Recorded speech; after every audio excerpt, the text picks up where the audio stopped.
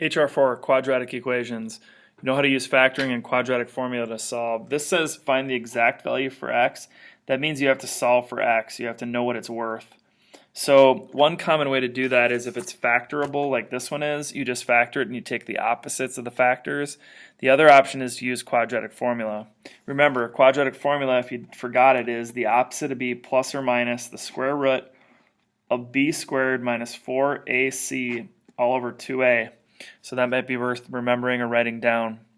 So if I'm going to approach this with factoring, which I'm going to speed this up because I know how this factors, and it's set equal to 0, then I can say x times x makes x squared, minus 8 and then plus 6 because that would make negative 2, and 8 times 6 is 48 with a negative, so that's going to work as well. The opposite of this is 8, the opposite of this is negative 6. There is your two solutions, x equals 8 and negative 6. Next, this one, you could try to factor it. It takes a really long time to figure out that it doesn't factor, so you can't just take the opposites of the parts like that. So instead, you have to kick into doing quadratic formula.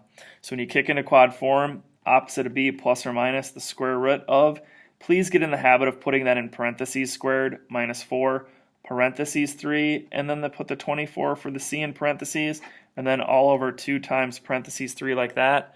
Our calculators are graphing calculators in Algebra 2, and they need this kind of formatting to get that number.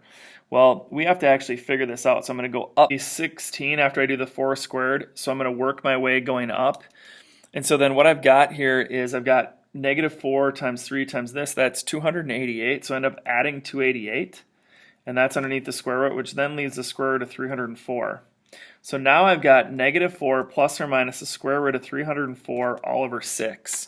And so then I've got to figure out how to simplify this. Well, you need to know that 304 is or does have perfect squares in it, and the perfect squares would be 16. 16 times 19 makes 304. 16 is square rootable. If I took the square root of it, it would be 4. So this really means 4 times the square root of 19.